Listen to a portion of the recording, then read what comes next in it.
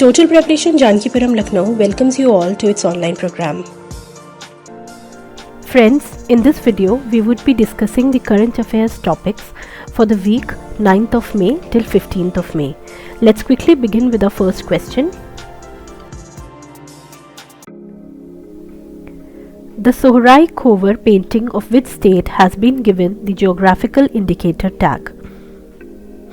The correct answer is Jharkhand. Let's get into the details. Sohrai Khovar painting of Jharkhand has been given the geographical indicator tag by the Geographical Indications Registry.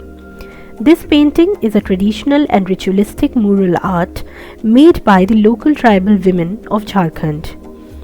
Local and naturally available soil of various colors found in the area of Hazaribagh district of Jharkhand is used to make it. This painting is mainly practiced in Hazaribagh district. However, due to its increasing popularity in recent years, it is also made in other parts of Jharkhand.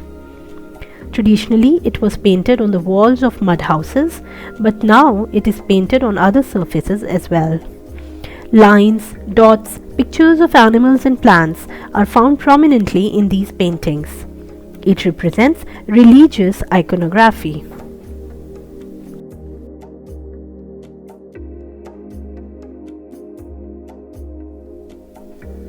Which state is Telia Rumal that was given GI tag recently related to?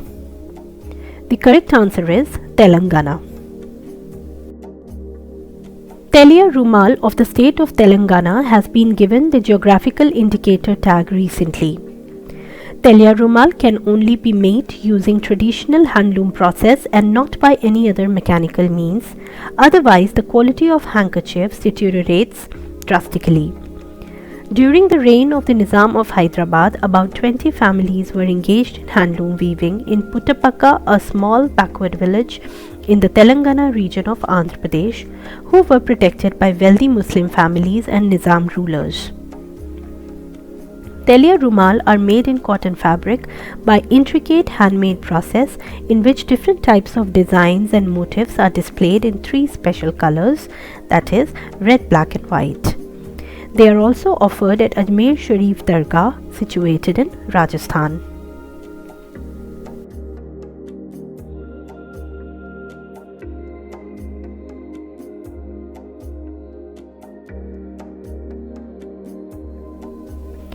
Name the new campaign under which the Prime Minister has announced a special economic package of 20 lakh crores. The answer is Atmanirbhar Bharat Abhiyan. The Prime Minister has announced a special economic package under the Atmanirbhar Bharat Abhiyan. It is a comprehensive package of 20 lakh crores and is equivalent to 10% of India's GDP. This package is likely to provide relief to the large industry and MSME sector. Although this package includes the RBI's decision to provide liquidity to banks and mutual funds too, this package has been designed after combining several schemes.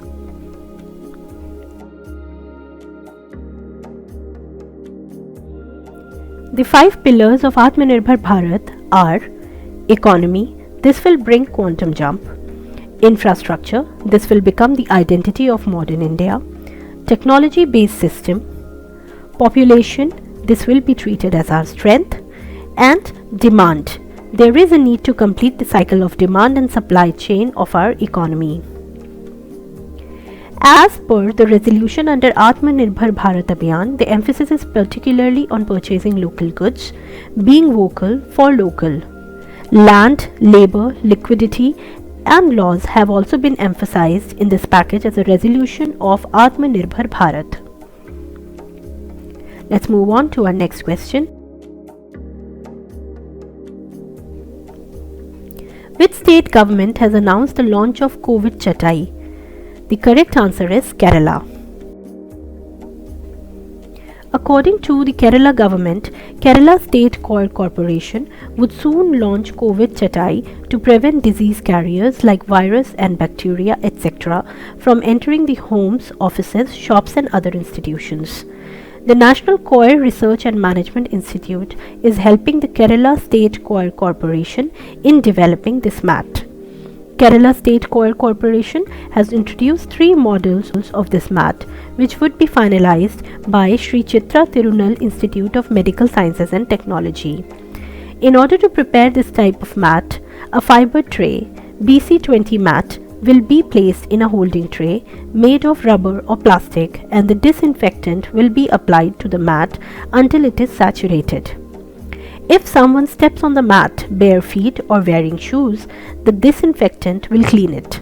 Water and disinfectants have to be changed every 3 days used in this mat.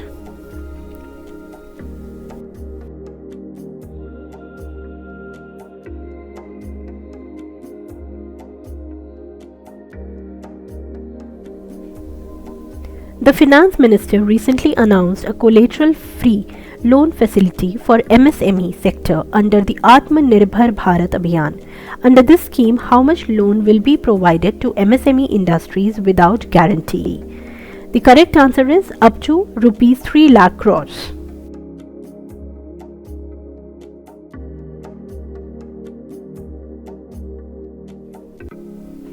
On 12th of May, the Prime Minister in his address to the nation announced a relief package of rupees 20 lakh crore. Under this package, the details of 6 lakh crore rupees were released by Finance Minister Nirmala Sitharaman on 13th of May. She made 15 announcements in a row. Loan of up to rupees 3 lakh crores will be given to the MSME sector, which will be collateral free. That is, no guarantee would be required either from the service sector or manufacturing sector. This loan will be given for a period of 4 years with 100% credit guarantee, in which the principal will not be repaid in the first year. This facility will be available till 31st of October and will benefit 45 lakh units of MSME sector.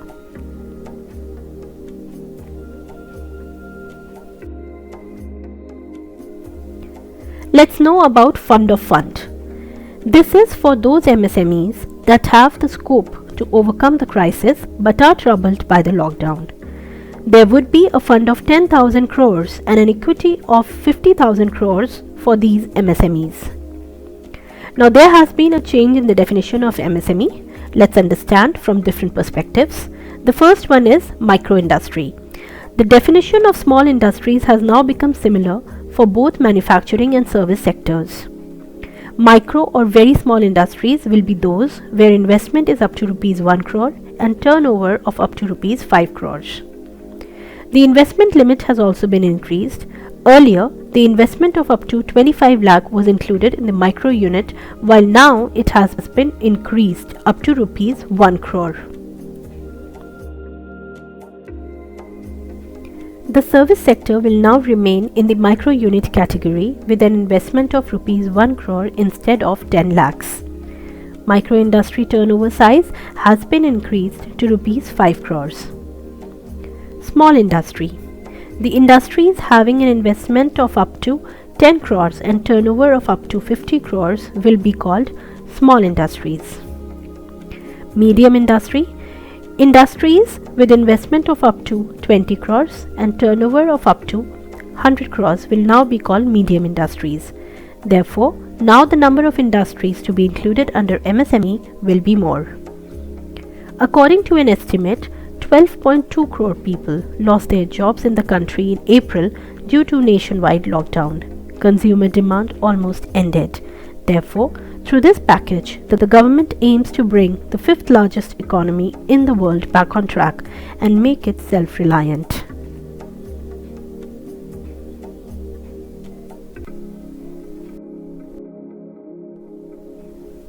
For how long has the central government extended the period of Vivad Se Vishwas scheme introduced for the settlement of tax disputes? The correct answer is 31st of December 2020. It should be noted that Vivad Se Vishwas scheme was announced in the budget for the year 2020-21. The deadline of this plan was then set to 30th of June 2020. Currently, its deadline has been extended to 31st of December.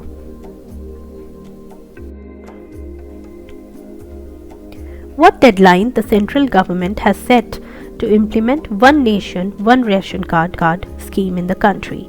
The answer is March 2021. Let us understand One Nation, One Ration Card scheme. This scheme is targeted to be fully implemented in the country by March 2021. 67 crore poor families in 23 states will get the benefit of the portability of ration card by the month of August. 83% of the population will come under its purview by the month of August. The scheme is currently being run under a pilot project in 17 states. If One Nation, One Ration Card scheme is completely implemented, it will be possible for migrant laborers and poor families to get food grains through their ration cards at any public distribution system shops in other states. It should be noted that under the National Food Security Act 2013, about 81 crore people are given food grains at subsidized rates. There is a provision of giving them Rs 3 per kg of rice, wheat at Rs 2 per kg and coarse grains at Rs 1 per kg. Let us understand about the National Food Security Act. The National Food Security Act 2013 was passed by the Parliament and notified by the Government on 10th of September 2013.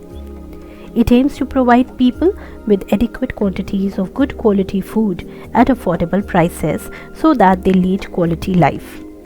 It helps to provide food and nutritional security as per the human life cycle approach.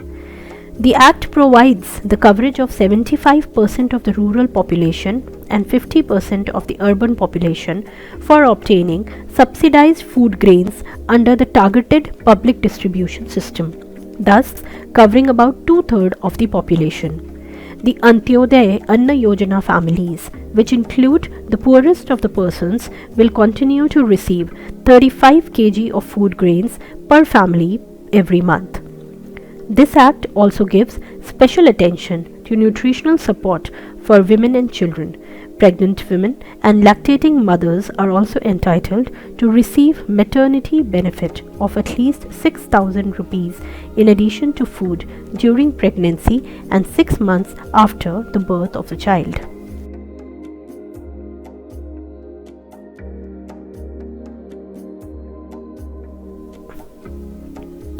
The children aged up to 14 years are also entitled to receive food as per the prescribed nutritional standards. If there is non-supply of food grains or food, the beneficiaries will receive food security allowance as well. This Act also includes the provision for formation of a grievance redressal mechanism at district and state levels. Separate provisions have also been made in the Act to ensure transparency and accountability. So let us know about the current status of implementation of this Act. This Act has been implemented in all the states and union territories of the country. Out of the targeted coverage of 81.34 crore people, 80.72 crore persons have already been covered. In Chandigarh, Puducherry and Dadra and Nagar Haveli, this Act has been implemented by the cash transfer method. In this method, the food subsidy is deposited directly into the bank account of the beneficiaries and then they have the option of purchasing food grains from the open market.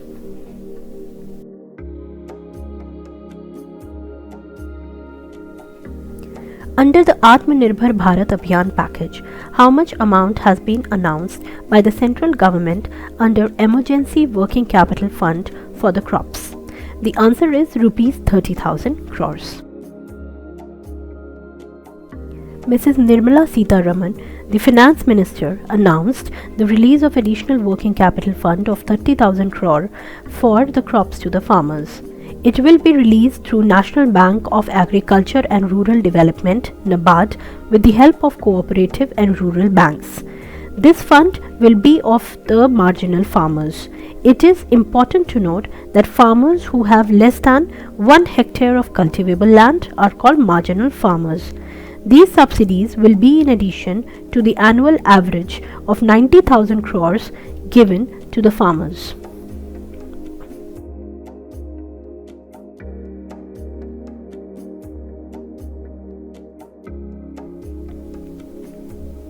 It is expected to benefit 3 crore farmers.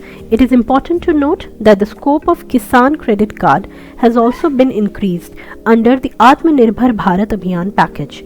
The Kisan Credit Card will be given to 2.5 crore new farmers and loan of rupees 2 lakh crore will be given.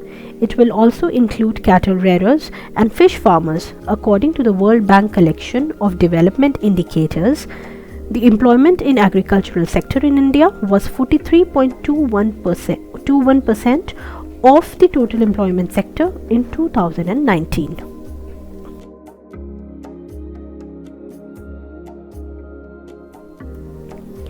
What position does India hold in the Global Energy Transition Index 2020?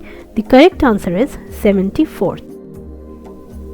India is ranked 76th in the Global Energy Transition Index released by the World Economic Forum (WEF). India has jumped 2 places as compared to the previous index. Sweden has also topped this year in the new edition of the annual index released by the World Economic Forum. 115 economies across the world have been ranked in the annual list compiled by the World Economic Forum based in Geneva, Switzerland. This ranking is based on their ability to balance the path of energy security and environmental sustainability and affordability.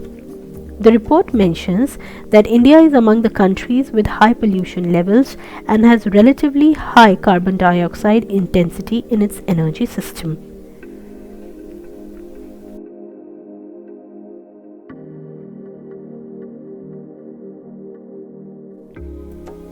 Sweden is ranked second in the index, followed by Switzerland and Norway at the third place. Among the BRICS countries, only Brazil is better than India in the index, ranked 46th. However, India is one of the 5 countries who ranked well than the previous index. The UK is ranked 7th in this index, Singapore is at 13th, Germany is at 17th, Japan is at 18th, and America is at 27th position. This index attempts to explain how a particular country is transferring its energy sector for zero carbon emission. India has expanded its energy program by launching programs for bulk purchase of LED bulbs, smart meters, and labeling of devices.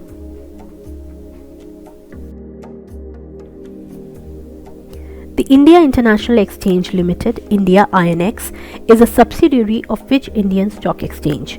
The correct answer is Bombay Stock Exchange. The India International Exchange Limited, India INX, is the first international stock exchange in India located in Gujarat International Finance Tech City and is a subsidiary of Bombay Stock Exchange. The Union Finance Minister recently launched rupee dollar futures and options contract on 2 international exchanges, that is India INX and NSE NSE IFSC in GIFT City, Gandhinagar. The Union Ministry of Defence has signed a pact with which power firm of India to modernize the infrastructure of the airfield? The correct answer is Tata Power. On 8th of May 2020, the Ministry of Defence signed a contract with Tata Power SED, Strategic Engineering Division, to modernize the infrastructure of 37 airfields of the Indian Air Force. The cost of this project is approximately Rs 1200 crore. The Indian Air Force airfield was upgraded under the Phase 1 of the modernization of the airfield infrastructure.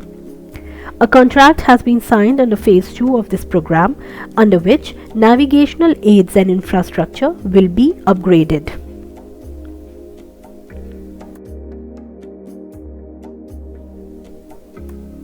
What is COVID Kavach ELISA, which hit the headlines recently? It is COVID-19 test kit. Indian Council of Medical Research ICMR and National Institute of Virology NIV have jointly developed COVID Kavach ELISA to speed up the testing of COVID-19. This kit will play an important role in monitoring COVID-19 infection. It is capable of testing 90 samples in 2.5 hours. COVID Kavach ELISA will detect antibodies of COVID-19 present in the human body. Which Defence Research Organization has developed ultraviolet sanitizer DRUVS? The answer is Defence Research and Development Organization. The Research Center Building RCI of Defence Research and Development Organization has developed the Defence Research Ultraviolet Sanitizer. Hyderabad-based DRDO's Research Center Building has developed an ultraviolet cabinet to sanitize mobile phones, laptops, iPads, passbooks, invoices and papers. It can also be used to sanitize currency notes and papers. DRUVS sanitizes the items placed inside the cabinet by 360-degree exposure of UV rays.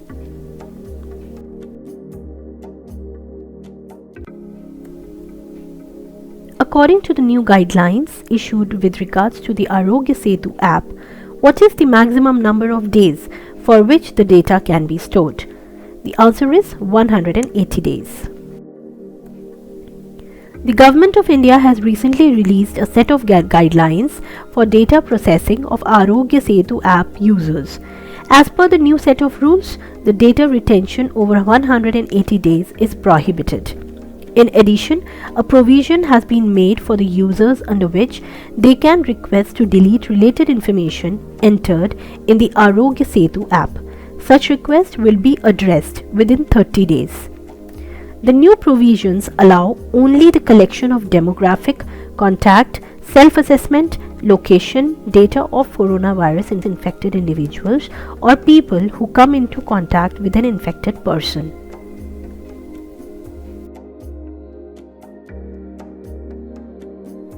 Which state or union territory has launched a new initiative FIR Aapke Dwar Yojana? The answer is Madhya Pradesh. The government of Madhya Pradesh has launched a new scheme named FIR Aapke Dwar Yojana. The scheme has been launched on pilot basis in 23 police stations across the state. Under this scheme, people are not required to visit police stations to register FIRs. Instead, they can dial 100. On receipt of the complaint, the dial 100 team of the police will go to the complainant's house and file an FIR. The head constable of dial 100 vehicle will be trained to register FIRs. The senior officers will provide guidance for serious complaints.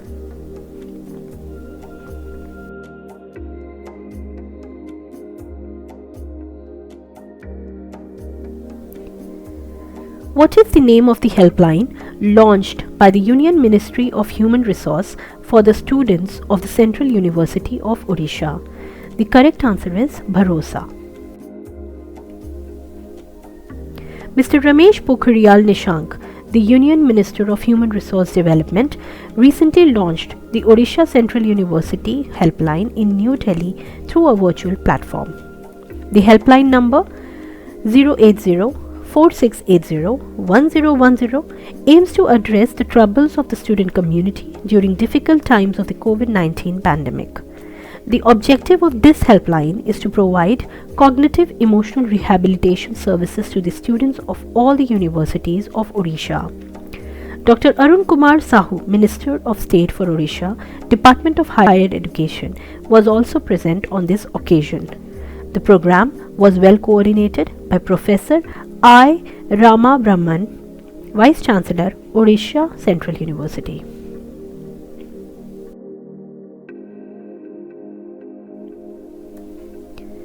How many mandis, markets, are proposed to be integrated with the eNAM platform before 15th of May according to the target set by the Ministry of Agriculture? The answer is 1000. On 11th of May 2020, about 117 mandis were integrated with ENAM, National Agricultural Market, bringing the total number of mandis in the country to 962. Mr. Narendra Singh Tomar, the Union Agriculture Minister, launched the mandis through video conferencing. These online mandis are now also being used for coconut and bamboo trading. Presently, 150 commodities are traded through this platform, which includes oilseeds, vegetables, fruits, fiber, and food grains.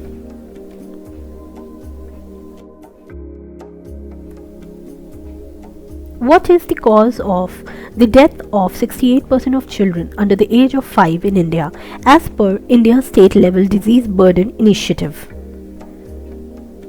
The correct answer is child and maternal malnutrition. According to the Lancet report titled India State Level Diseases Burden Initiative, child and maternal malnutrition are the cause of death of 68% of children under the age of 5 years in India. This report is the first comprehensive estimate of district-level trends of child mortality in India since 2000. It also states that 83% of the newborn deaths occurred due to low birth weight and short-term pregnancy. Although child mortality across the country has improved from 2000 to 2017, inequalities between different districts have also increased.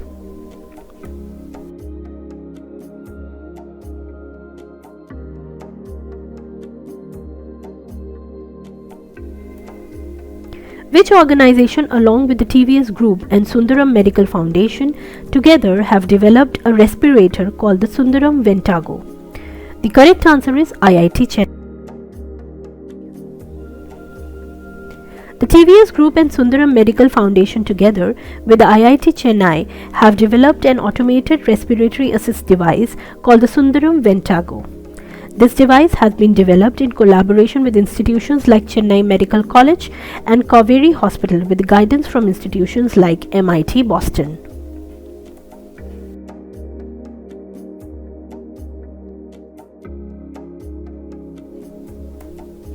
The Indian Council for Cultural Relations is an autonomous organization under which union ministry?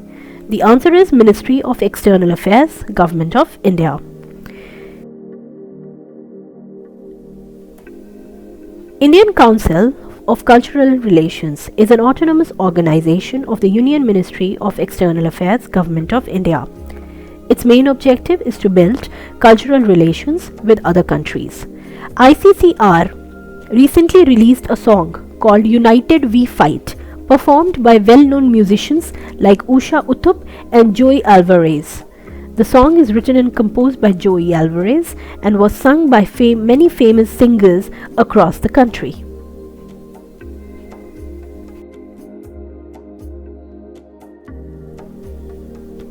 What is the liquidity amount allocated for DISCOMs, that is distribution companies in India, in the recently announced 20 lakh crore economic stimulus package? The answer is rupees 90,000 crores. The Union Finance Minister announced a lump sum amount of rupees 90,000 crore for DISCOM companies. It will be used to pay central public sector power generation companies, transmission companies, independent power producers, and renewable energy generators. There is a possibility of providing guarantee for the fund by the state governments.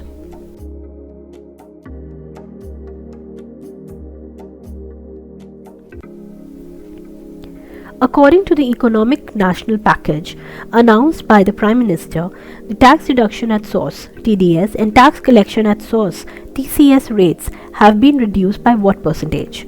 The correct answer is 25%. Nirmala Sitharaman, the Union Finance Minister, recently proposed liquidity of rupees 50,000 crore by lowering TDS and TCS rates for certain payments including interest, dividends, rent payments and other payments by non-individuals. Rates of TDS for non-salaried payments made to residents and tax collection at source TCS for receipts will be reduced by 25%. This reduction in rates will be effective from 14th of May 2020 to 31st of March 2021. Which city will host the Shanghai Cooperation Organization Summit 2020? The answer is St. Petersburg. A video conference of foreign ministers of the Shanghai Cooperation Organization was held in the backdrop of the recent coronavirus pandemic. Mr. S.K. Jaishankar, the Indian Foreign Minister, represented India in this summit. The foreign ministers of different countries discussed the COVID-19 crisis and coordination efforts in this meeting. They also discussed the social and economic consequences of the crisis and how to deal with them.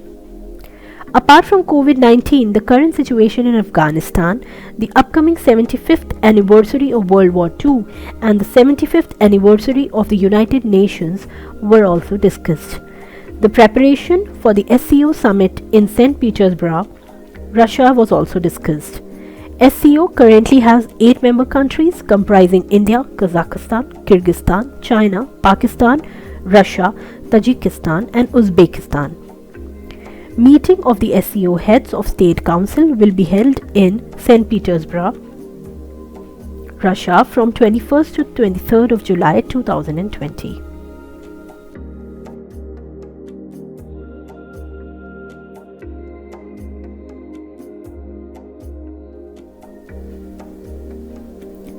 What is Shanghai Cooperation Organization? It is a permanent intergovernmental international organization, a Eurasian political, economic and security organization aimed at maintaining peace, security and stability in the concerned region.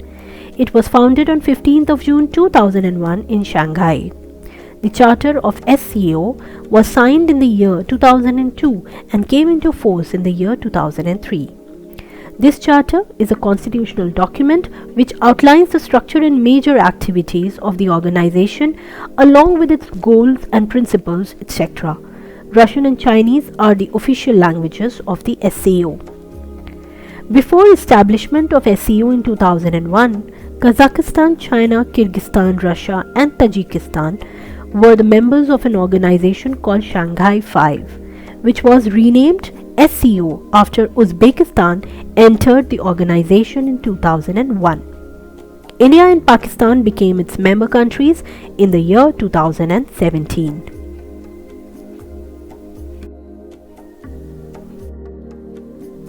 Which mission did the Indian Navy launch to provide assistance to Maldives, Mauritius, Seychelles, Madagascar and Comoros amidst COVID-19 pandemic? The answer is Mission Sagar.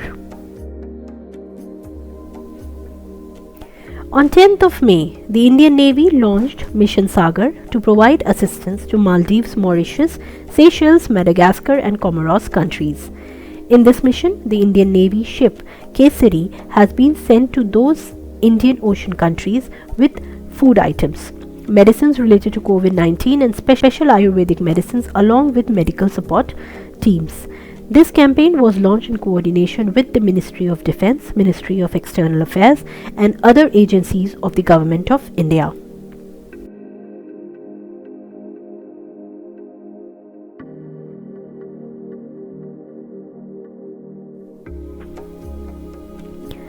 Which institute has recently developed a rich nutrient snack called Spirulina groundnut chicky?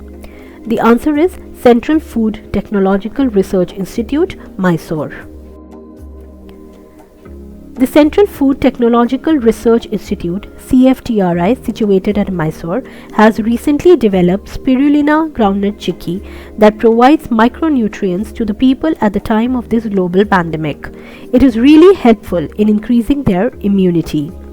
Spirulina, along with delicious and nutritious peanuts, is used to prepare chicky, which is rich in micronutrients like vitamin A, beta-carotene and easily digestible algal proteins. Other nutritious snacks developed by CFTRI like Nutrimango, fruit bar and cardamom flavored drinking water are readily available to be served as food items to the migrant laborers.